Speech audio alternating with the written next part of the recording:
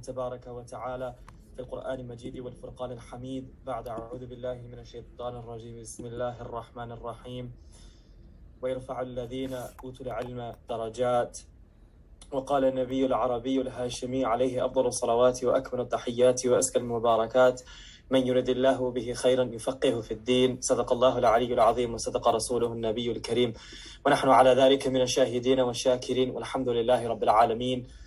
Again, thank you guys so much for being here. Today we will be discussing the life of Nu'man ibn Thabit ibn Marzaban, Abu Hanifa al-Kufi radiyallahu ta'ala anhu wa arda. But I think before that, I'm going to pose some questions that maybe will allow you to reflect on some questions that I've been sort of contending with over the past 10 years. The first, and some of these questions may be very badihi or very obvious to you all, but I will still pose them. The first is obviously, what is a madhab? Why do we need to follow a madhab? In an age of people touting Quran and Sunnah, I think about the incidents of the 19th century when certain scholars were studying abroad, and they would come back to India, they would come back to Syria, and there was this really, I would say, cartoonish depiction of Islamic legal culture of someone would say, well, I'm following Abu Hanifa, and the other person would say, oh, but I follow the Prophet ﷺ, which was a very absurd thing to say. It would be like, how could you follow California law when you should follow American law? But people will get slipped up in that, right? So, and many people stopped following Imam Abu Hanifa in just that really logically poor and absurd question, right? I mean, if people just thought about the question more, it would have been the premise of the question is strange. But even more so, why is it such that as Muslims we can't just pick and choose from the Quran and the Sunnah? What does an imam offer? What does a madhab offer? And more importantly, why did the crystallization of the madhab only take place in these first 2-3 centuries, right? Why is it such that we can't just create or form our own madhab today? What is unique about those early centuries where the formation of the madhab took place that where it forbids now us from really doing that? So we'll use Imam Abu Hanifa's life truly as a metaphor and as a phone to answer all of these questions, inshallah. So before we start, I think it's the most really shocking thing, I think, is when you read Islamic history. Wherever you read Islamic history, you will find Abu Hanifa's name, which is very interesting, because people think of Hanafis as South Asians or Turks or Bosnians and Albanians, but when you read the core Islamic texts, you will always find the Hanafi either in front and center or in the shadows. I think about the execution of Hallaj al-Mansur. It was a debate between Hanafi and Maliki muftis whether he should be executed or not. I think about when Ibn Taymiyyah was sent to prison under the Mamluk kings. Again, it was sort of between a Maliki and a Hanafi mufti. Whether it's Mawlana Rumi and Shams al-Tabriz, Mawlana Rumi being a Hanafi mufti, Shams al-Tabriz being a Shafi'i scholar. I think about Taymur Lang conquering Damascus in Syria, where he brings out a legion of Hanafi and Maturidi scholars. Also, I think about when the great Ottoman king Sultan Selim Yavuz in Turkish means the grim face, when he conquered Baghdad from the Safavid, Shah Ismail as-Safawi. The first thing that he did when he entered the city, and Baghdad would remain in Sunni control up until the British takeover after World War I in the 1920s. The first thing that Sultan Selim Yavuz did when he conquered Baghdad was he went to the tomb of Abu Hanifa and he cleaned it up because it was left in disarray by Shah Ismail, and he cleaned it up and he announced that we are a dynasty of the Hanafis. I think also of the first Mughal king, Muhammad Zahiruddin Babur, who establishes the Mughal dynasty, which will last in India up until 1857, so up until modernity. And while he is on his expeditions and his conquest of India, he is in the midst of writing 2 books. One is his memoir, of which I think many of us know, the Baburnama, but the second is a commentary of a Hanafi text. And the third was a commentary of Khaja Ahrar al-Naqshbandi's text. But so there is no doubt, that the Hanafi madhab crops up in places that you least expect it. You know, I mean, there obviously everyone knows that the majority of Muslims who follow any single demographic today is the Hanafi madhab. You know, if you take any single camp of people, whether, you know, Shafi'is, Malikis, or Hanbalis, or non-denominational or غير مقلدين, the largest denomination today is still Hanafi. So what does it mean to follow someone whose influence has been unshakable across 13 centuries or 12 and a half centuries? And why? And really, why is it such that four major empires, namely the Abbasids, the Taymuria, the Timurids, the Ottomans, and the Mughals, all adopted the Hanafi madhab as their major madhab? You know, so that is something to think about. I mean, that is, if I look at it separately, that is about 1,500 years. I mean, although together it would be about 900 to 1,000, but if it just independently, it's about 1,500 years of ruling of Abu Hanifa's law as official stated policy. Not to mention that in other dynasties like the Mamluks, it was a secondary madhab, you know, along with the Shafi'i and the Maliki. So this is, you know, something that I think that really we need to ask. And I think finally, another question is that Abu Hanifa radiallahu anhu has been the most maligned by scholars who come from Saudi Arabia. There have been many books, unfortunately, written that have done ghiba, that have done, you know, all sorts of slander towards Imam al-A'zam over the past 150, 200 years. And they found him somewhat an easy target, and you know, I'll go into that later. So there's this really interesting thing where in pre-modernity, before colonialism, Abu Hanifa is really a larger-than-life scholar. But then after modernity, he becomes the most critiqued scholar. And I think there's something to be explored there that I don't think that any academic that I know has really explored it.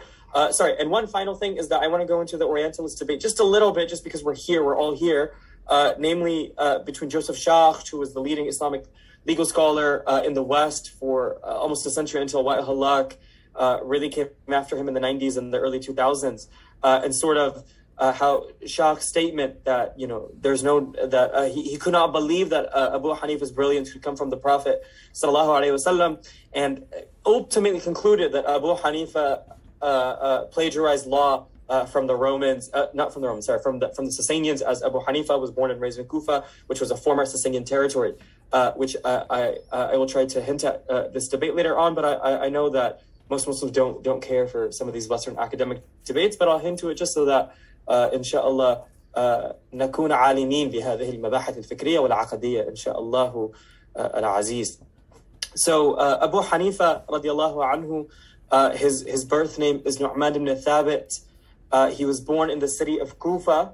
The city of Kufa, if you guys were here last week, as you'll note, Sayyidina Ali radiallahu anhu had moved the Khilafah, or the seat of the Caliphate, to the city of Kufa, and with it many major Sahaba had also emigrated and migrated, namely Sayyidina Abdullah ibn Mas'ud, Sayyidina Abdullah ibn Abbas, obviously Sayyidina Ali radiallahu anhu. Sayyidina Abu Musa Ash'ari was sort of in the region. He was appointed as the governor of Basra by Sayyidina Uthman radiallahu anhu. And there were other Sahaba like Al-Bara ibn Azib radiallahu anhu, also Al-Harith ibn Juz'i radiallahu anhu. And so there were, but in terms of the four major Sahaba, obviously Sayyidina Ali, Sayyidina Abdullah ibn Mas'ud, Sayyidina Abdullah ibn Abbas, and it really became a city of learning. And as much as all of the other garrison towns, you know, whether in Egypt, whether in Syria, you had Imam Awza'i, which we'll speak about him a little bit later, you know, and obviously in Medina, Mecca, and Yemen. But you know, as I said, with the spreading of the Sahaba, what that meant was that every Sahabi became an institution of knowledge, right? And this is very interesting because when you look at our early Islamic history, or even late medieval Islamic history, what you'll realize is that more important, and maybe this holds somewhat true for Western academia today, is that more important than the madrasa, more important than the institution, is the scholar, right? Because the scholar has a sanad, the scholar has ijazat. So whether a scholar was itinerant or moving, you know, or he was part of a madrasa system, he was more important than the madrasa, right? Imam Ghazali and the Nizamiya in Iraq, or even Taftazani, the great Maturidi Ash'ari theologian, who became under Taymouri Lang a moving scholar for the first time, I think, in Islamic history. where Timuri Lang appointed not only a qadi for the army, but also a theologian for the army, a mutakallim for the army, so that when they encountered non-Muslims, they could have a debate immediately. And this was really important to Islamic civilization, the idea of debate and dialogue, muhawara and munadara, and I'll touch on that very briefly. But out of these garrison cities, you have certain scholarly families, certain scholarly sort of circles that emerge. Obviously, Malik in Medina, Imam Shafi'i in Egypt, Ta'us in Yemen, Awza'i in Beirut, what is in present-day Lebanon. And it's a really incredible culture, right? Because every Sahabi is sort of their own mujtahid, right? Every Sahabi is giving their fatwa. In fact, even in the time of the Prophet sallallahu alaihi wasallam, you have certain Sahaba who are issuing fatwa, right? Sayyidina Abu Musa, Sayyidina Mu'adh ibn Jabal. The Prophet sallallahu alaihi wasallam asks him, "Bima taqdi ya Mu'adh?" With which source will you rule? He says, "Bikitabillah." And the Prophet sallallahu alaihi wasallam says, "Fa'in lam tajid." And if you don't find it, he asks, فَبِمَا تَقْضِي? By which will you rule in cases? And he says, فَبِ سُنَّتِي, with the sunnah. And then he says, after that, if you don't find it in the Quran and the sunnah, then what will you do? Then he says, فَبِ رَأْيِ. He says, with my legal opinion. And this word ra'i, I want to spend at least 10 minutes on it vis-a-vis the Quran and the word as it's found linguistically and verbally and semantically in the Quran. And then what does the Prophet sallallahu alaihi wasallam, by the way, this is Sahih Musnad Muttasil Sanad, he says, Alhamdulillah alladhi wathaqa Rasulillahi sallallahu alaihi wasallam. All praises due to the one who has given tawfiq, who has granted divine providence to the messenger of Allah, meaning Mu'adh ibn Jabal radiallahu anhu, when he sent him to Yemen. Right? And this is important, right? Because this shows this idea of sources or epistemology is so important to Abu Hanifa. Is that where do you derive law from? Where does law come from? Right? And this is not something that necessarily emerges with Abu Hanifa, but rather, as you can see, it's even with the Sahaba. Anyways, okay. So coming back to Abu Hanifa radiallahu anh, he is born in the year 699 AD in Kufa in Iraq. The murder of Sayyidina Hussein radiallahu anhu has already happened. Abu Hanifa is basically born at the tail end of the Ummayyad dynasty and the Ibtida and the beginning of the Abbasid dynasty. So obviously he is aware, he's living in the city of Kufa. There are partisans to Sayyidina, to the Ahlul Bayt, to Sayyidina Hussein, Sayyidina Hassan, as well as their descendants, Sayyidina al-Abidin, Imam Baqir, and then later on Imam Ja'far al-Sadiq radiallahu anhum. So clearly he's part of that culture, and I'll go into his relationship with the Ahlul Bayt. But he what's very, very fascinating is that out of the four Imams, Abu Hanifa, Malik, Shafi'i, Ahmad ibn Hanbal, he is the only one out of the four that did not come to ilm as a child, which is very fascinating, because all of the other three, their whole life was, you could say, it was sort of geared towards knowledge. For Abu Hanifa, it was not like that. For Abu Hanifa, his father was a khazad. A khazad is someone who a shoemaker, you can say. His father was a shoemaker, but a wealthy one. There is no doubt that his father had sort of made it. And it seems also that his father was born in what is the city of Kabul, what is located the capital of Afghanistan today. Although his father or his grandfather had migrated from Kabul and had come to what is Kufa today in Iraq. And they, from what I read, the grandson of Abu Hanifa is Ibrahim ibn Hamad ibn Abi Hanifa, said that we were not mawali, they were not freed slaves, but rather they were willing converts who then moved from Kabul to Iraq. So he said, "Kunna ahra," that we were never part of the sort of mawali or the slave category of the Muslim empire at that time. And we do have an apocryphal story, although I believe one of the major muhaddithin mentions it, that when Abu Hanifa was born, his name was given Nu'man, and his father Thabit took him to Sayyidina Ali radiallahu anhu. And but although to me the dates don't really add up, because if he's born, in 699, it doesn't seem likely that Sayyidina Ali radiallahu anhu would have necessarily been alive at that time. So I'm skeptical of the story, but although I I will mention the story just for the sake of mentioning it. They say that Sayyidina Ali radiallahu anhu made dua for Abu Hanifa when he was born. But although the story is also associated with Sayyidina Hassan al-Basri, which seems more likely because there the dates would add up. But regardless, there's no doubt, there is a large culture of learning, of Sahaba, i.e. people who had associated with the Sahaba and the Tabi'in. I'll get to that very quickly. But he, as I said, was not someone who came from a house of knowledge, not from a family of scholars, in the same way that the other three scholars would have. So Abu Hanifa is in many ways like many of us, radiallahu anhu, in the West. We do not come from scholarly families. We don't come from, traditions where our 13 ancestors have been scholars, as some people are. But Abu Hanifa is someone who really he became a merchant like his father, was very successful. And one day when he was in his late teens and early 20s, he was walking in the markets of Kufa. And in the same marketplace is a great tabi'i, who the name of Sha'bi al-Kufi, whose real name is Amir. And Sha'bi is a narrator that's mentioned in the great books of Hadith. He was a great mufti as well. And he sees Abu Hanifa walking in the streets of Kufa. And as anybody who's visited any old ancient Muslim city, the avenues in these old Muslim marketplaces are very narrow, whether it's in Lahore or Baghdad or Cairo or Jerusalem or Damascus. The Medina Qadima or the Purana Shahar is always, the streets are very, very small. So anyways, he's strolling through the street and Sha'bi sees him. And it doesn't seem that Abu Hanifa necessarily knew him from before. And Sha'bi, this great mufti, this great tabi'i who had studied with Sahaba, looks at him and he says that, إِلَىٰ أَيْنَ تَخْتَلِفْ? That where are you going to? Where are you frequenting?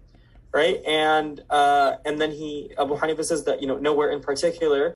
And he says that, have you attended any durus or halaqat? Have you attended, any spaces or circles of knowledge? إلى حلقات العلم, right? And he says that لا.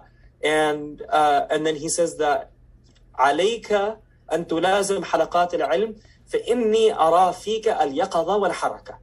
He says that it's very necessary, it's almost compulsory. I urge you to go and start attending these circles of knowledge because I see in you yaqadha and haraka. I see in you wakefulness and movement, mobility. This idea of haraka is very interesting. The fact that he used this word because this idea of haraka, many when you look at any given Muslim language, you always hear a saying, right?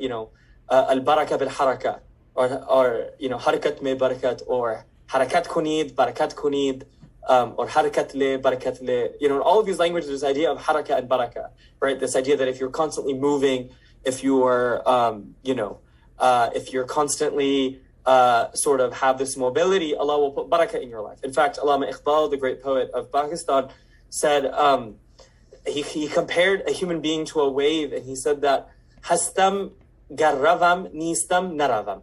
He says that, I'm like a wave. If I move, I exist.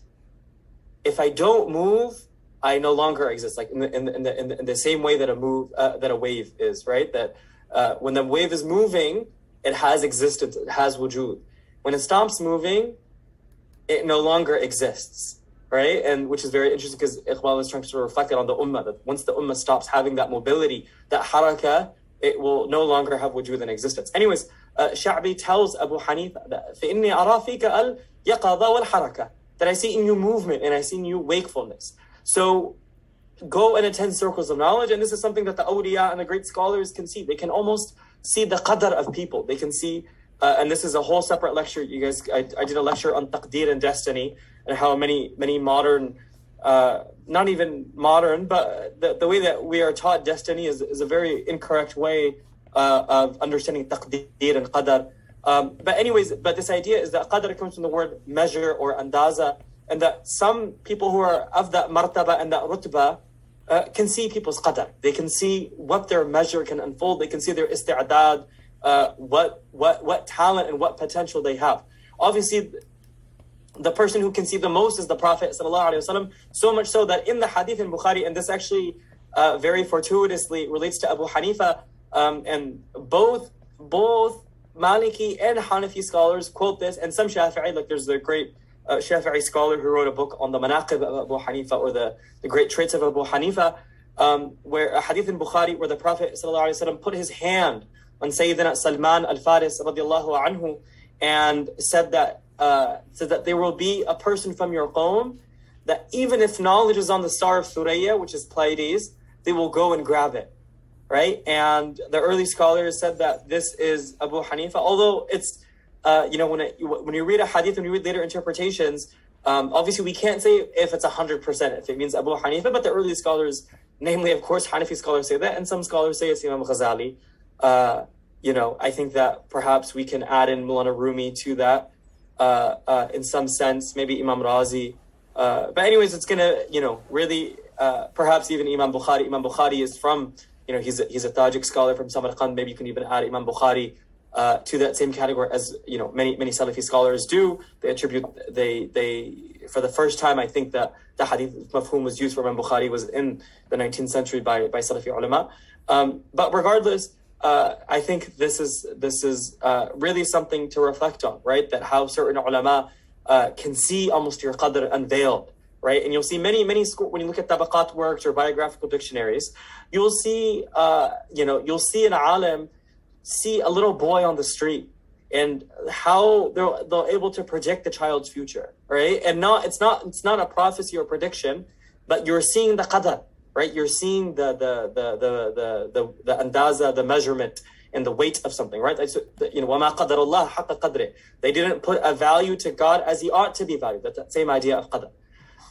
Regardless, so Sha'bi sees him, right? And this is so important, right? Because it's like one man or one person's advice can change your whole trajectory, right? Just one statement, one or two statements. This is this idea of speech, of being bayan, right? Of having speech, allam al-bayan, right? This idea of bayan has such an effect on people. In fact, there's another hadith in Bukhari where the Holy Prophet sallallahu alaihi wasallam said, "Inna min al-bayani la sihrun."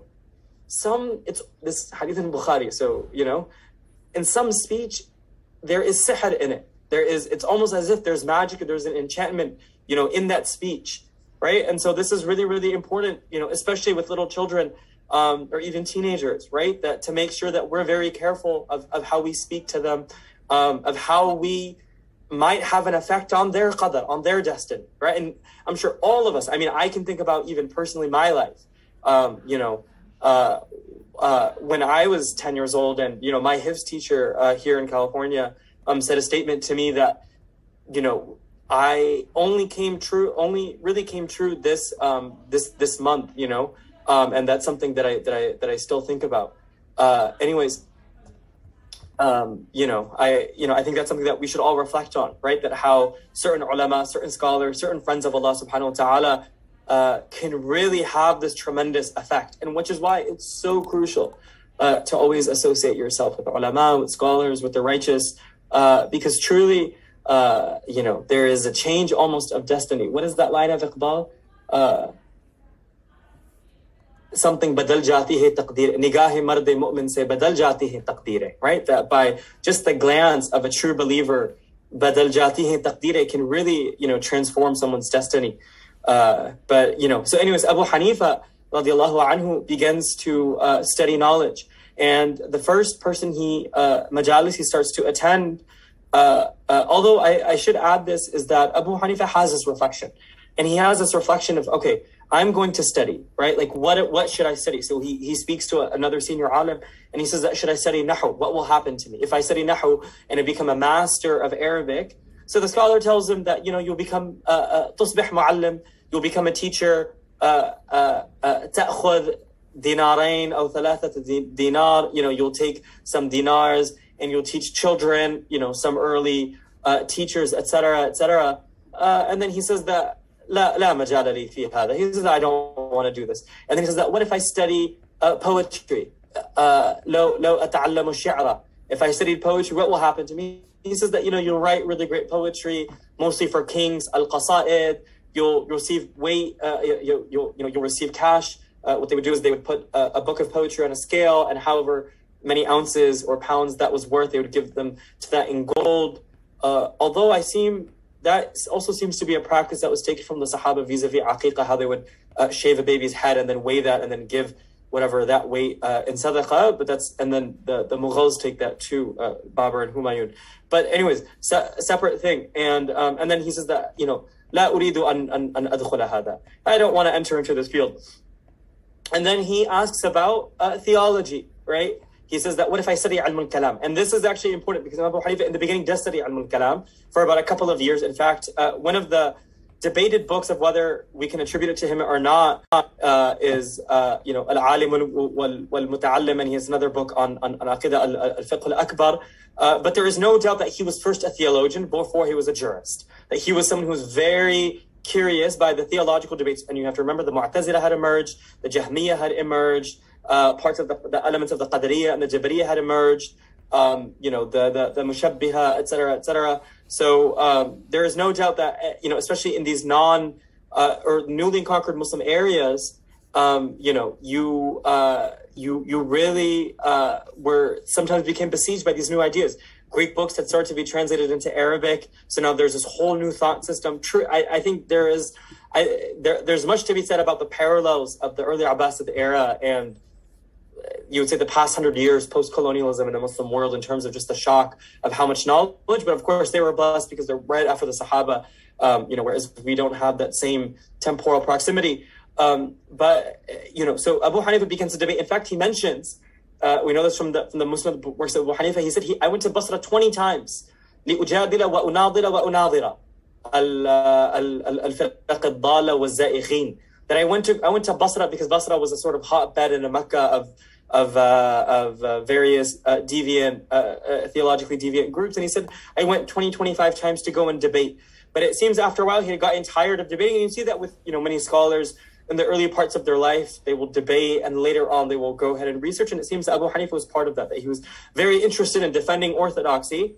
And then afterwards, he has this reflection while he goes on Hajj, and he seems to went on Hajj almost 50, 60 times in his life, mashallah, and which is important because the Hajj season, right, is a gathering of ulama, right, of the global ulama.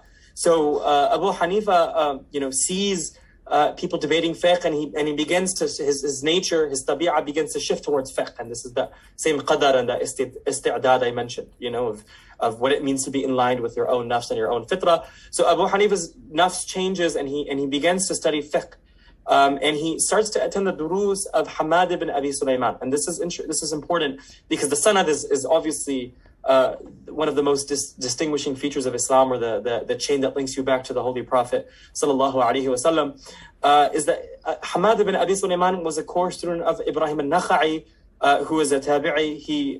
And he was a student of Alqamah, who was a student of Abdullah ibn Mas'ud radiallahu anhu. Now I'm just going to go through the chain very quickly because this chain is so important to the Hanafis and really for Islam. And this chain has also been misunderstood, I think, by modern day Salafis. So as I said, right from Abdullah ibn Mas'ud to Alqamah to Ibrahim al-Nakha'i to Hamad ibn Abi Sulaiman to Abu Hanifa. Now, as I mentioned earlier in the talk, Sayyidina Umar radiallahu anhu had sent out the Sahaba to the various corners of the Muslim world. So Sayyidina Abdullah ibn Mas'ud is sent to Kufa. Obviously, Sayyidina Ali is there. Sayyidina Abdullah ibn Mas'ud, there is a hadith in Tirmizi that I read last night, but I also remember doing it when I was in South Africa, is that اقتدوا الذين من بعدي. This hadith is in Tirmizi. The Prophet ﷺ said that follow these two after me, يعني Abu Bakr wa Umar.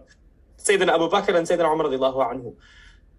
But then at the end of the hadith, the Prophet ﷺ also mentions Abdullah ibn Mas'ud and his knowledge of Islam, right? So you have what you have, and you don't have this for too many Sahaba, where the Prophet ﷺ validates their knowledge in deen. And you also remember he was younger, right? So you can say that the Prophet ﷺ's dua for him and his prophecy, and obviously with the Prophet we can use that word, his prophecy for Sayyidina Abdullah ibn Mas'ud radiallahu anhu really had bearing, right? In the sense of that the fiqh of Sayyidina Abdullah ibn Mas'ud has impacted the most amount of Muslims to date in history, right? And that one hadith, right, can influence millions of people for 1,000 years. actually hundreds of millions of people, I should say. So Sayyidina Abu Mas'ud has many students in Kufa. Some say a couple hundred, some say a couple thousand. But his major student is Alqama.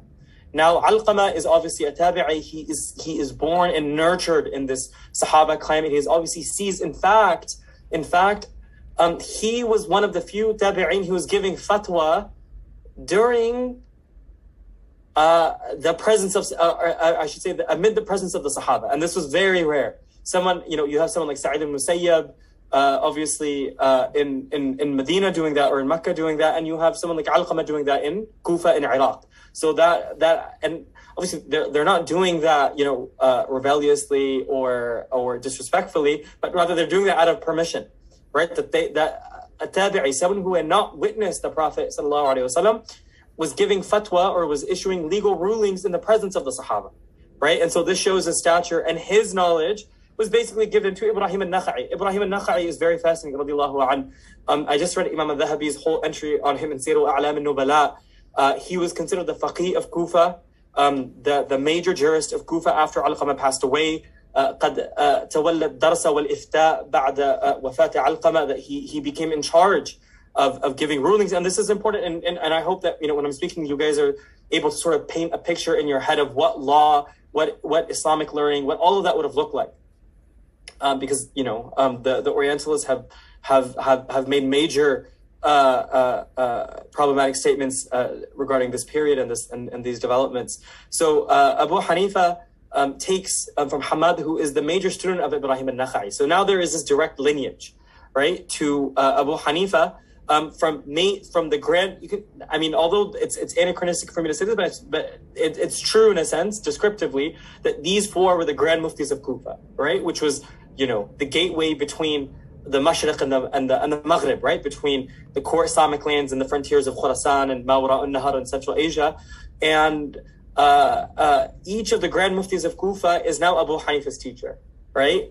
And this is important because many people think, and in fact, many of his contemporaries, and even Imam al-Tirmizi in his Jami' and Sunan makes his critique, is that they would call him Ahlul Rai, people of opinion, right? And the critique was that, they are speaking from their own hawa, or from their own sort of reason or their rationalization, despite the fact that we have hadith, right? And let me give you an example. So there is a debate between Imam Awza'i and Imam Abu Hanifa.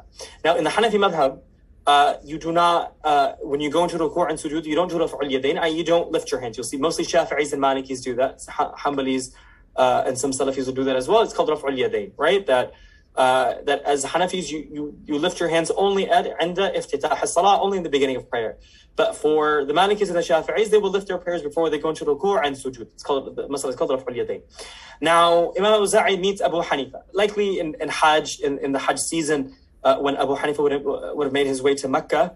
And he asks him that, I heard that you're making a claim that you don't have to lift your hands before kneeling and prostration. He said that, yes, absolutely, I do make that claim.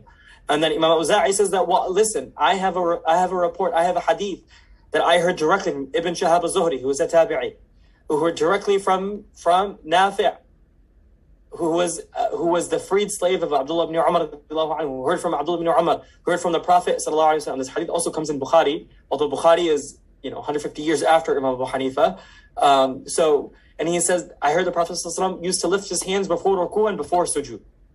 And then Abu Hanifa says that, well, I have it on my authority that Hamad ibn Abi Sulaiman told me, that Ibrahim al-Nakha'i told me, that Alqama told him rather, and that Abdullah ibn Mas'ud radiallahu anhu told him the Prophet ﷺ only lifted his hands عند افتتاح الصلاة, only at the start of prayer. وبهذا نتبع ونقلد. And on this we follow and we submit ourselves, and we do taqleed of it. And then Imam Awza'i says that, how can you compare my sanad from Ibn Shihab al-Zuhri to Nafi'? Nafi' was a student of all of the Sahaba. He lived in the house of Sayyidina Umar, etc. To your report, and he said that, listen, Abdullah ibn Mas'ud radiallahu anhu is from min akabir Sahaba, and so was Sayyidina Abdullah ibn Umar, no doubt. But how can you say that your sanad is stronger than mine when all of these are also leading muftis, right? And this is the part of why we have four madhabs, is because of the ijtihad of the Sahaba. As we learned last week was the political ijtihad. This is the legal ijtihad. This is the legal reasoning of the Sahaba and their various legal differences, right? And so and I wanted to use this moment to reflect on Abu Hanifa's wider and larger methodology. First, he says that first of all, I look in the Quran, and if I don't find it in the Quran, then I will go to the Sunnah. But first, I will go to the Quran because this is important. Let me now give you guys some examples from Hanafi fiqh. For those who have lived around Hanafis or South Asian communities, they will know how strict we are. You will rarely ever find a Hanafi eating, a Big Mac or any McDonald's burger or a Burger King burger. When I was growing up in California, I was when I was at elementary school here in the Bay Area, it was very strange to see Muslims eating, those kinds of meat, right? When I started to study Hanafi fiqh in South Africa, that it really hit me of that this culture of South Asians refusing to eat that as opposed to other ethnicities is actually comes from the Hanafi madhab. The Hanafi madhab that the fiqh actually produces culture, and many Christian Palestinians will have adopted many Shafi'i practices and in the way that they converse and they talk, and many elements of Christian Palestinian culture is actually very Shafi'i because of the Shafi'i madhab's presence in Lebanon and in Palestine. But anyways, so Abu Hanifa says that in the Quran you have the verse وَطَعَامُ الَّذِينَ أُوتُوا الْكِتَابَ حَلٌّ لَكُمْ, that you have the ayah that the food of the people of the book is halal for you. But Abu Hanifa says that you also have the verse in the Quran وَلَا تَأْكُلُوا مِمَّا لَمْ يُذْكَرِ اسْمُ اللَّهِ, that you don't eat from any meat of which Allah's name has not been mentioned. Right? And these are two clear nusus, wadih, sarih, muhkam, very clear, unambiguous verses of the Quran. And he's like, I'm going to take both of these ayat, and if a non-Muslim slaughters a meat, let's say it's a Christian, let's say it's a Jew, according to the Quranic definition of these religions, but they don't say Bismillah, that food is still haram. Because we have to look at both of these ayat. Whereas Imam Shafi'i says that, there's a hadith where the Prophet ﷺ said that, someone had come to the Prophet and said that, I don't say Bismillah before I eat. And the Prophet, I don't say Bismillah before I slaughter it. Is it okay for me to eat? So the Prophet ﷺ, كُلُّهُ فَإِنَّ إِسْمَ اللَّهِ فِي قَلْبِ كُلِّ مُؤْمِنٍ. Eat it for the heart, for the name of Allah is in the heart of every believer. Imam Shafi'i does qiyas or extends that to Jews and Christians as well. But Abu Hanifa says that, listen, we're not going to leave a Quranic verse for a hadith that only one Sahabi has narrated. If it was a widely transmitted hadith, I would understand. But if only one Sahabi has narrated it, I'm not going to leave a Quranic verse for that. And this is what we call and usul al-fiqh, which is, I think, the most brilliant domain and field in Islam is usul al-fiqh. There is absolutely no doubt about that.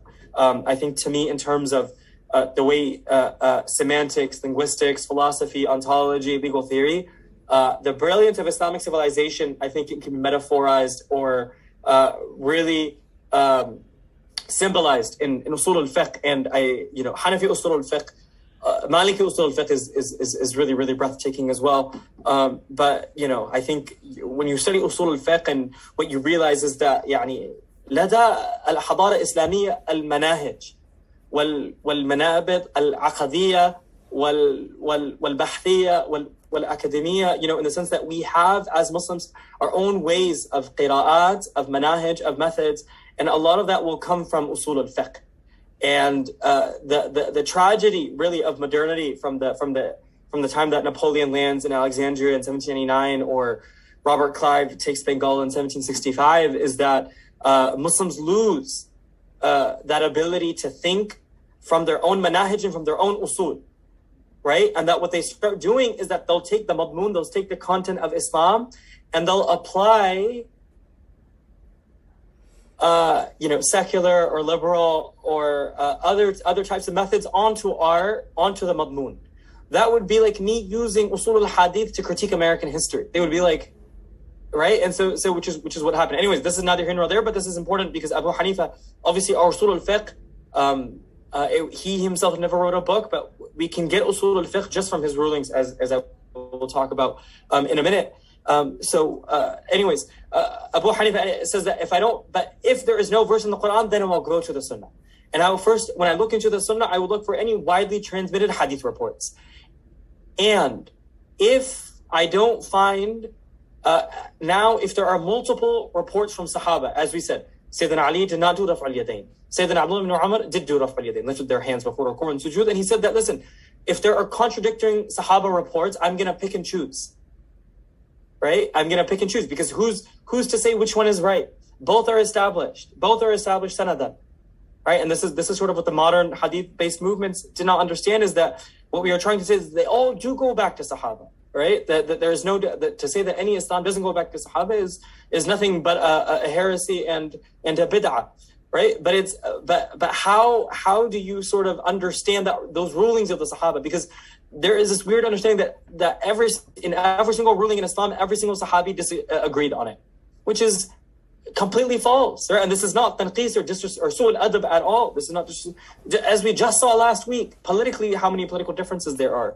But it doesn't mean that just because there are legal differences that somehow lessens the authority or the sacrality of the religion.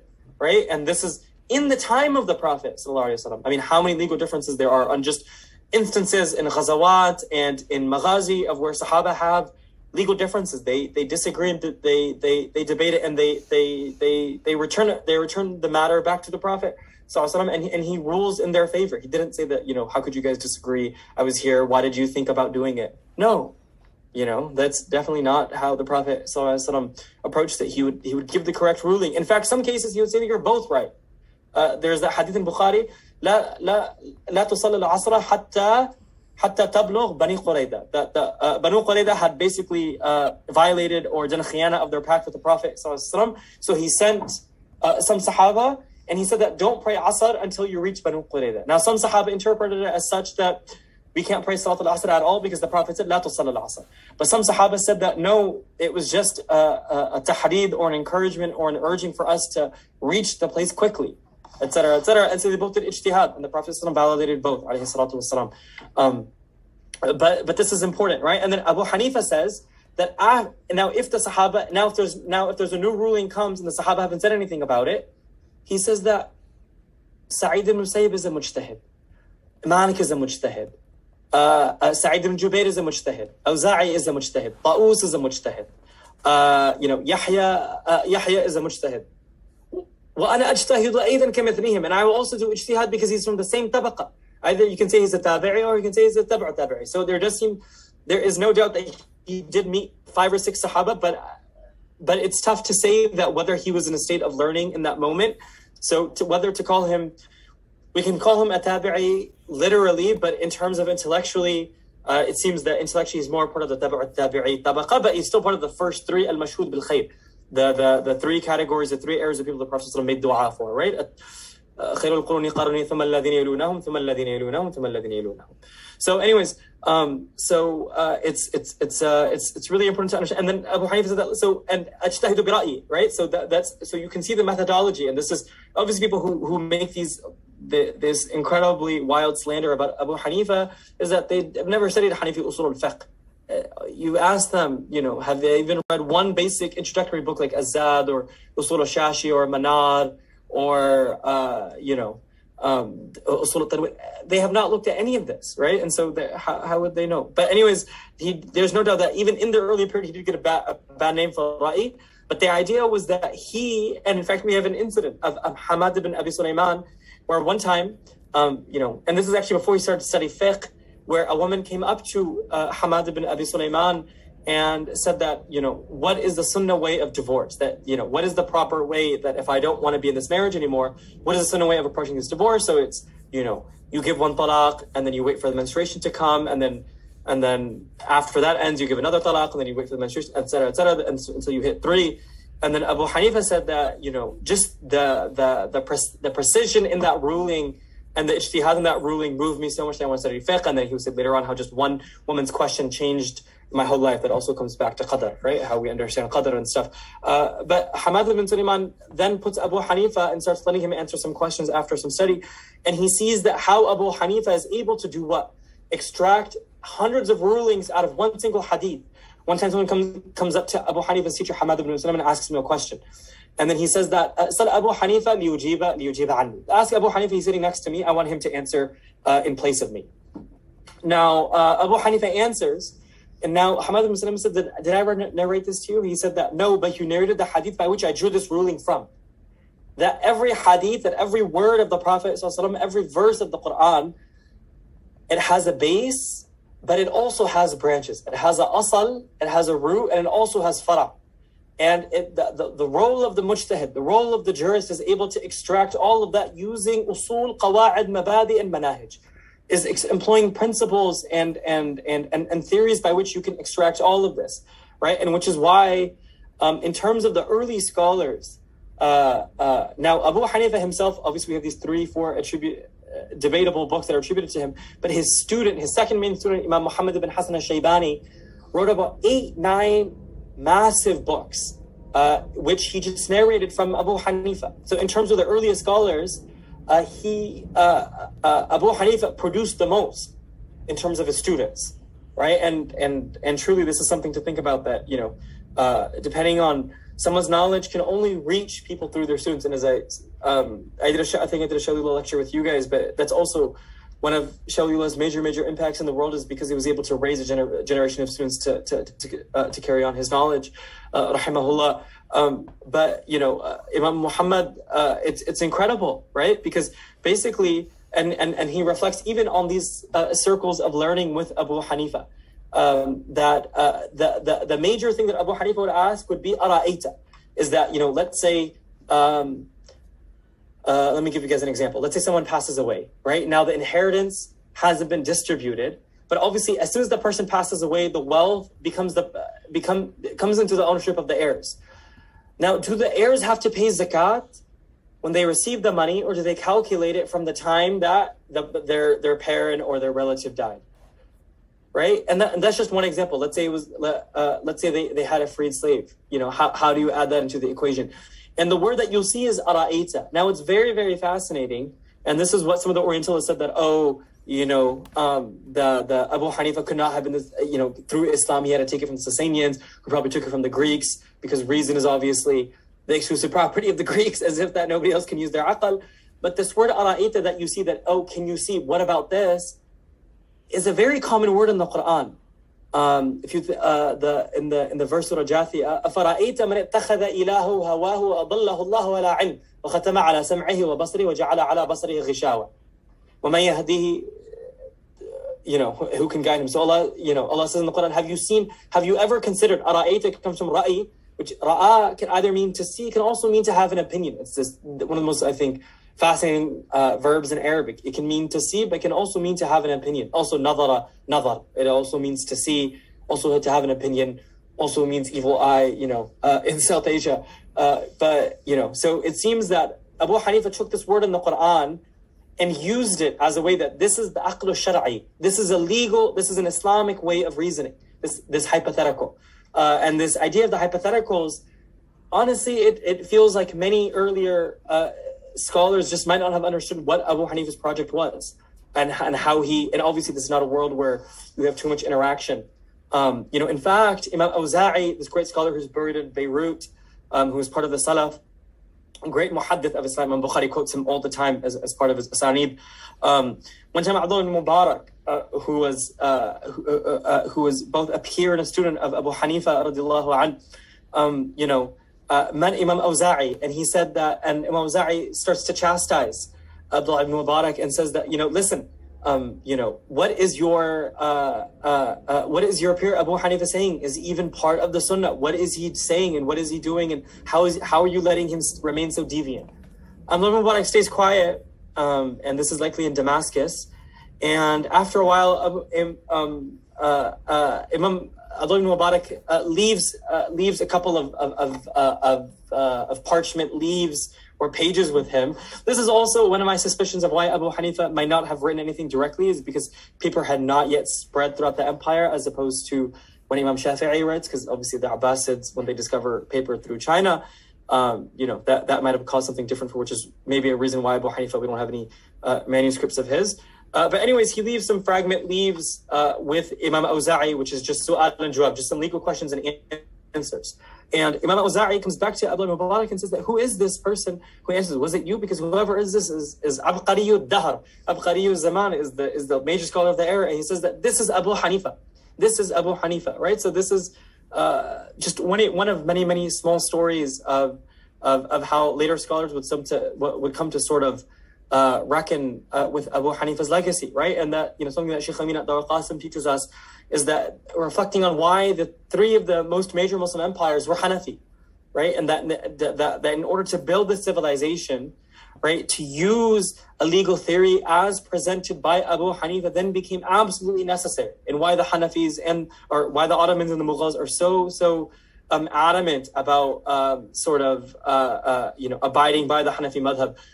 In fact, in Ottoman Syria and in Ottoman Albania, the Ottoman king, if any qadi was known to not rule on the Hanafi madhab in a Hanafi locality, his position would be, he would be immediately fired, uzila, right? And so what I'm not trying to highlight is, maybe the ta'assub, but I'm trying to highlight is why these great kings and leading figures of the past were so adamant about following Abu Hanifa, right? And that major reason why is because just from his one student, we have almost 30, a 25 volume, which is just one book, Kitab al-Asl. But we also have his Imam Muhammad Sir al-Kabir, Sir al-Saghir, Jami' al-Kabir, Jami' al-Saghir. And then you see the books after that, right? Imam Sarakhsi, Imam Marghinani, Taftazani, Alauddin al-Bukhari, Abu al-Barakat al-Nasafi, Abu Mu'ayn al-Nasafi. But also what's very interesting is that Abu Hanifa doesn't just start a legal movement, he also starts a theological movement. Imam Maturidi, when you read his Kitab al-Tawheed or his successor Abu Mu'ayn Nasafi's Tabsiratul Adilla, is that they're saying that this is just a theology of Abu Hanifa. So it's so incredible that he left us two major, and we would say politically as well, because his student Imam Abu Yusuf becomes the first Chief Justice, I would say perhaps in global history, unless you consider Sayyidina Musa alayhi salam being obviously a Chief Justice of his people. But in terms of the mansab or the post itself, the Abbasid Empire, his student Abu Yusuf does, right? So why do the Abbasid kings, why do the Ottoman kings, why do the Mughal kings take this madhab so seriously? And they see it as perhaps a singular madhab by which it can dominate intellectually and legally other religions, right? Because, as I mentioned before, there are only three major legal civilizations in the world, namely the Muslims, the Jews, and the Romans, who might have taken a lot also from the Jewish tradition, although it's tough to say. So, when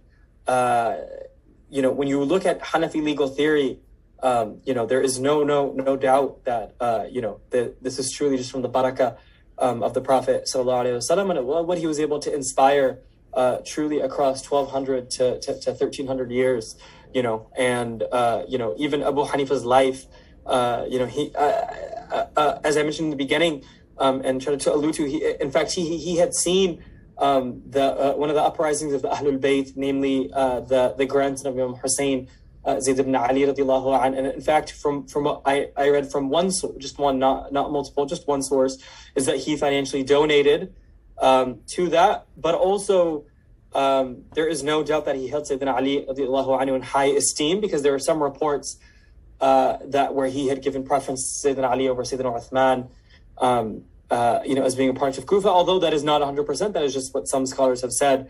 And his notion, of being able to reconcile all of the Sahaba together as one singular unit, relating from the Prophet ﷺ is, obviously something that as an ummah we still haven't really intellectually reckoned with, and what we are sort of still grateful for. I don't want to give you guys an overload, of information, so I think we can stop here and maybe take some questions. Inshallah, if I haven't addressed anyone, anything, if you guys want to ask any more questions, but we can definitely do that. But I think this is just a very, very basic outline. I will end with, some statements from Shafi'i and Maliki scholars about his taqwa, and a story too, if that's okay. The first is that the amount of reports that we have about Abu Hanifa praying salah all night is truly something. Once in Salatul Isha in the Jami' Masjid of Kufa, someone had recited, إِذَا زُلْزِلَتِ الْأَرْضُ زِلْزَالَهَا, and recited the whole surah. And they saw Abu Hanifa a little, pale after the prayer. So in those days you would have the mutawalli of the masjid, he would blow out the candles, the qanadil, and he would lock the masjid, but if there was a musalli who wanted to pray a little bit longer, he would just, tell him to do it. But anyways, this mutawalli of the masjid, this attendant of the masjid comes back at Fajr time and he sees Abu Hanifa repeating the last two ayat right before Fajr. فَمَنْ يَعْلَمْ مِثْقَالَ ذَرَّةٍ خَيْرًا يَرَى. That, oh Allah, you see everything and you will tujazi ذَرَّاتٍ خَيْرِيَّةٍ وَتُجَازِي ذَرَّاتٍ شَرِّيَّةٍ. That you will recompense, the atom's weight of good and the atom's weight of evil. And he's just repeating that to himself. And Abu Hanifa says that, what you have seen of me being here all night, don't tell this to anyone, and this idea of hyphenating or synthesizing ilm and amal then becomes really, really important, or knowledge and action, right? And that for Abu Hanifa, that he said that sometimes I would be sitting in a majlis with my students, Abu Yusuf, Muhammad, Imam Zufar, Hassan ibn Ziyad, Abu Qasim, etc. And he said that sometimes I didn't understand an issue, and that immediately what I would do is I would start doing istighfar for a sin that I had committed, And it seems that, for Abu Hanifa, that knowledge and amal were very much linked. That the more amal that you did, the more knowledge you gained, right? And him embodying that in the amount of ilm that he gave us is nothing but a reflection of his own amal, or his own sort of righteous and virtuous conduct of life. Finally, I'll conclude with, what you will see mainly from classical Islamic critiques of Abu Hanifa is they call him a murji. A murji is someone who believed that everyone is going to paradise, almost sort of the modern, perennialist idea is that they accuse Abu Hanifa of doing that. The reality of what Abu Hanifa said that is that iman and amal are two separate things. That as long as someone has faith, I'm going to count him or her as a believer, right? And so one day in the Masjid of Kufa, two people pass away. One was a lady who had committed adultery, not fornication, adultery, and had given birth to a baby and then killed a baby. And then perhaps even killed herself. And the second was an alcoholic who also killed himself. Right, and we all know the hadith about suicide, but also, so here you have two cases of 3-4 major sins, right? Not just 1, 3, 4 major sins, all of them concluding with suicide. So the two people said, and I think they might have even done it in Baghdad, and they said, let's go show this murji Abu Hanifa and see what he says if he'll pray Salatul Janazah over him, because we won't do it. So they bring the bodies to Kufa in Iraq, and Abu Hanifa prays Salatul Janazah. So these Khawarij and these Mutashaddiqeen and Mutashaddideen, they say that, look, we caught Abu Hanifa today. They said that, Abu Hanifa, how can you pray over these two people? You really think that they're Muslim and Allah is going to allow them into paradise? So Abu Hanifa said that, did they believe in Ashhadu an la ilaha illallah? Did they believe that there is one God? The people said yes. He said that, did they believe that the Holy Prophet ﷺ was the final messenger and prophet of God, that there is no revelation after them? They said yes, we can agree to that. He said that, he asked that, did they believe that the Quran is a revelation of God? He said that they said that yes. He said that, then how can I be a judge over their actions? When in the stories of Sayyidina Nuh alayhi salam, and of Sayyidina Saleh and of Sayyidina Shu'aib alayhi salam, is that you see is the critique that they're making to Sayyidina Nuh is tazdari a'yunina, is that Sayyidina Nuh is spending time with people that we consider lowly. These are the sinners. Why is Sayyidina Nuh spending time with them? Same with Sayyidina Shu'aib. He said, when I read the story of Sayyidina Shu'aib, I say that he was critiqued because he was spending time with the lowly and the sinners and the riffraff of society, right? Many scholars say that, these were also sinners, right? And that the older priest class was not okay with why is a prophet of God spending time and giving attention and preaching to the sinners, right? And he said that this is that same thing that I find here, that these people are undoubtedly sinners. But how can I say that these are people who are not go to heaven? What does Sayyidina Nuh say in the Quran? وكلما مر علي ملأ من قومه تسخروا منا فإننا نسخر منكم كما تسخرون. There's an ayah after that, but the Sayyidina Nur says that only Allah knows what will happen to them. And Sayyidina Abu Hanifa says that this is my method, right? That this is that I cannot be a prosecutor upon their actions. But what I can say is that Iman is something that they did have. And inna Allah la yaghfiru an yushraka bihi wa yaghfiru ma duna dhalik. Right? And so we ask Allah subhanahu wa ta'ala to bless Abu Hanifa in his grave in Baghdad. His grave has seen so much violence, over the past 20, 30 years. Maybe, with some spreading intishad and spreading of his ilm, maybe we can grant some raha to him in his grave. وصلى اللهم على سيدنا وسندنا ورسولنا وحبيبنا محمد برحمتك يا أرحم الراحمين. Let's look at some of these questions. Assalamu alaikum. Have you read this quote and are you aware who it's attributed to? من علامات العلماء الربانيين تعليم الصبيان في الكتاب. I have not come across this quote, but if you email me, if you go to my Darul Qasim website, just send that quote to me and I can look into if Imam al-Dhahabi or Ibn Hajar said anything about it. From the audience, did the Imam have any thoughts we know of on the transitions in governments that occurs during his time? Beyond that, was the new government aware about him? What was their opinion of him? Okay, really, really good question. I don't want to go into too much politically because sometimes that can distract from his more legal-based project. So for Abu Hanifa, as I said, he had witnessed transition from the Umayyad to the Abbasid period. And there is no doubt that he was leaning towards the grievances of the Ahlul Bayt. As I said, he showed, if not physical or military, but definitely financial support to the grandson of Imam Hussein in his rebellion against the Umayyads. Zayd ibn Ali, who is the uncle of Imam Ja'far as-Sadiq and the brother of Imam Baqir, radiallahu anhum. And but you have to remember that the Abbasids, one of the major reasons why they're able to reestablish themselves is because they're seeing themselves as the protectors of the Ahlul Bayt.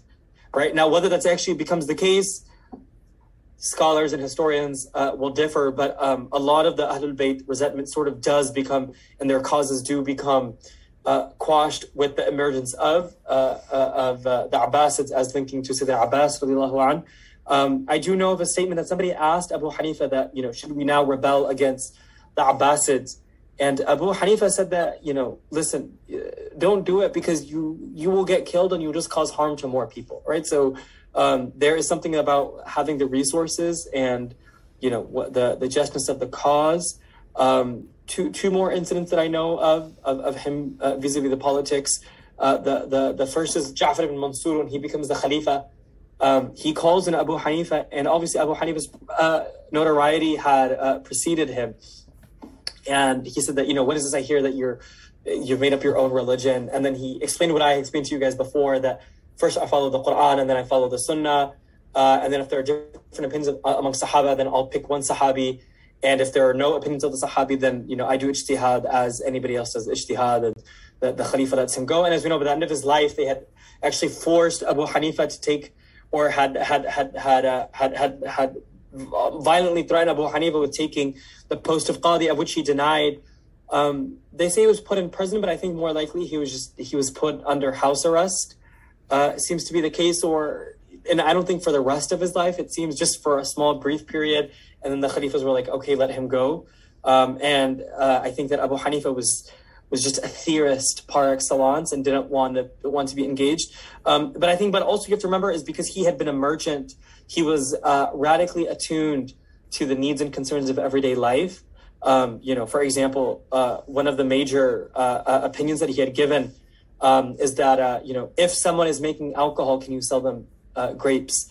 Now, he had ruled that, you can, because commerce will stop if you're suspicious of people doing, selling wine is obviously haram. Nobody's saying that's okay, but just selling grapes, or let's say you're selling steel to a weapons to another merchant, you don't know what he's going to do with it. And for Abu Hanifa, he created a whole ethic from that, based on this judgment, right? And you can see when you read the books of fiqh of just Imam Abu Hanifa's mix of brilliant theory with a very pragmatic view of the world, which I think that many scholars have unfortunately lost, but yeah.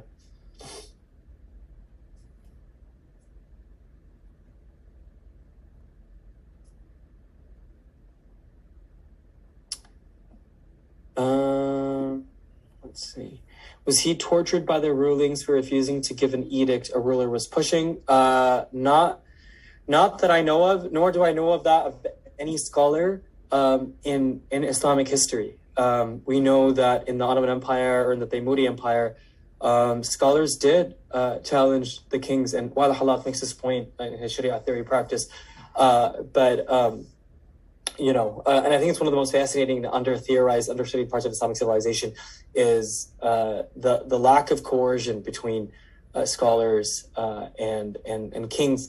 There is this point made by Islamic modernists and liberals and what have you of like, oh well, the alim was on the dime of the king. It's like, no, he was on the dime of the waqf, and those are not the same thing. And it's a poor understanding of Islamic society to conflate the two.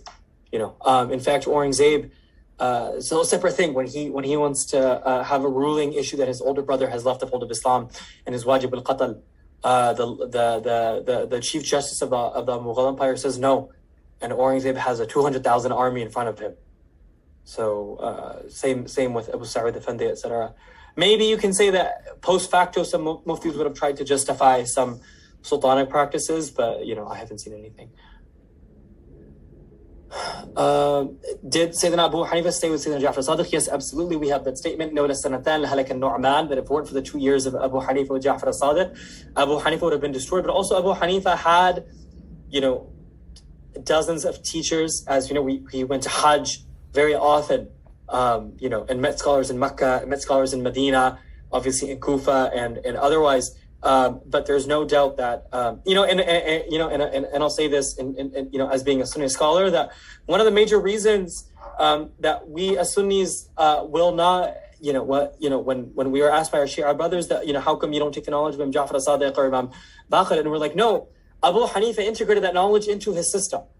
That's the whole idea, is that Imam Malik, Imam Abu Hanifa integrate the knowledge of the Ahlul Bayt into their system, right? Fiqhan and tasawwufan, we can look at, you know, obviously the Sufi Salasil, which mostly go through Sayyidina Ali radiallahu anh. So, you know, the whole idea of Sunni Islam is that it's comprehensive, right? Is that even if we don't see it, it's there. The Abbasids enlisted Mu'tazilite ideologies officially, right? Yes, for a certain period of time. There is no doubt that the Abbasids did, but also this is after the death of Abu Hanifa, and some Mu'tazilis did identify as Hanafis, and that's because they just saw the Hanafi madhab as more rational than the others. But Abu Hanifa was not alive during the fitna of the eternality of the kalam.